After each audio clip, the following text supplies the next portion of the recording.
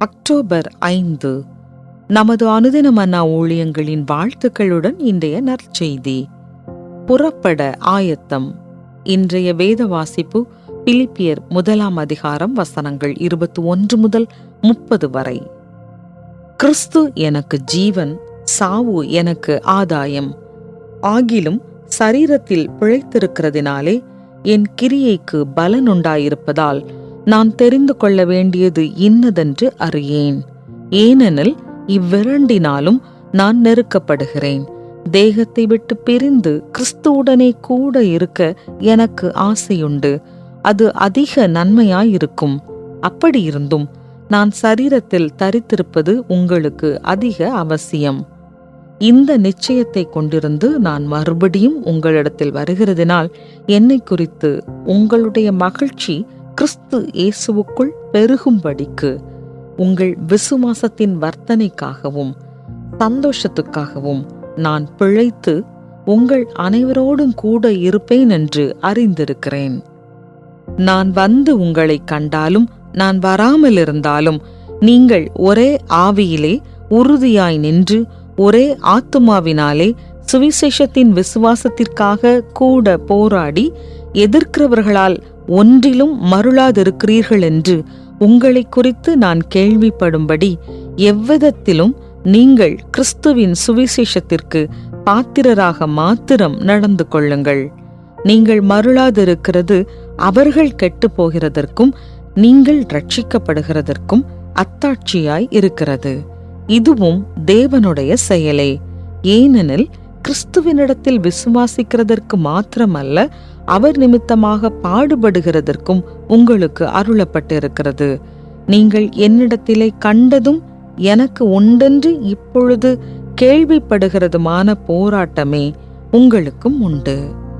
குறிப்பு வசனம்: தேகத்தை விட்டு பிரிந்து கிறிஸ்துவுடனே கூட இருக்க எனக்கு ஆசையுண்டு. அப்படியிருந்தும் நான் சரீரத்தில் தரித்திருப்பது உங்களுக்கு அதிக அவசியம். பிலிப்பியர் 1:23-24. கொரோனா பெருந்தொற்றின் நாட்களில் தங்கள் நேசத்துக்குரியவர்களை அநேகர் இழந்து வாடினர். நவம்பர் 27, 2020 அன்று பி. கிரவுடர் எனும் என்னுடைய 95 வயது நிரம்பிய தாயார் கொரோனாவினால் அல்லாமல் இயற்கையாய் மரணமடைந்த போது நாங்களும் அந்த வரிசையில் சேர நேரிட்டது. மற்ற பல குடும்பங்களைப் போல தாயின் இழப்பிற்காய் துக்கம் கொண்டாடவோ அவர்களுடைய வாழ்க்கையை நினைவு கூறவோ அல்லது ஒருவரையொருவர் ஊக்கப்படுத்தவோ கூட எங்களால் முடியவில்லை. அதற்கு பதிலாக அவர்கள் ஏற்படுத்தின அன்பான தாக்கத்தை நினைவு கூற நாங்கள் வேறு வழிகளை பயன்படுத்தினோம். தேவன் அவர்களை நித்திய வீட்டிற்கு அழைத்தால் அவர்கள் செல்ல தயாராகவும் ஆர்வமாகவும் இருக்கிறார் என்று அவர்கள் வலியுறுத்தியதிலிருந்து எங்களுக்கு மிகுந்த ஆறுதல் கிடைத்தது.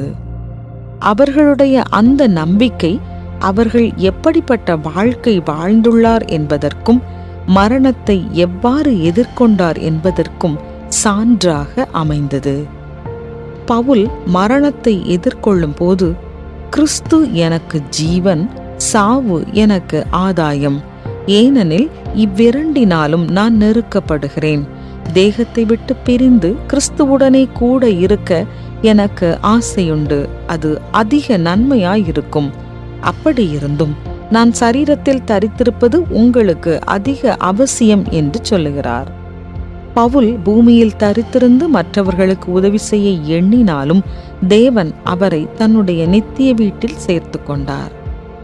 இந்த நம்பிக்கையானது இம்மைக்குரிய வாழ்க்கையிலிருந்து மறுமையில் நாம் அடியெடுத்து வைக்கும் நம்முடைய வாழ்க்கையை வித்தியாசமாய் அணுகுகிறது. நம்முடைய இந்த நம்பிக்கையானது மற்றவர்களுடைய இழப்பில் அவர்களுக்கு ஆறுதலளிக்கக்கூடிய வகையில் அமைகிறது. நாம் நேசிப்பவர்களின் இழப்பை குறித்து நாம் துக்கம் கொண்டாடினாலும் கிறிஸ்தவர்களாகிய நாம் நம்பிக்கையற்றவர்களான மற்றவர்களைப் போல் துக்கிக்க தேவையில்லை. மெய்யான விசுவாசமானது அவரை அறிந்தவர்களின் சொத்து. பயமுறுத்தக்கூடிய இவ்வுலக வாழ்க்கையின் அம்சங்களை நீங்கள் எவ்விதம் எதிர்கொள்வீர்கள்? நம்பிக்கையானது எப்படி வாழ்க்கை போராட்டங்கள் மீதான உங்கள் கண்ணோட்டத்தை மாற்றும்? அனைத்து நம்பிக்கையின் ஆண்டவரே, இயேசுவின் மரணத்தை வென்ற ஜெயத்தை எனக்கு நினைவுபடுத்தும். ஆமென்.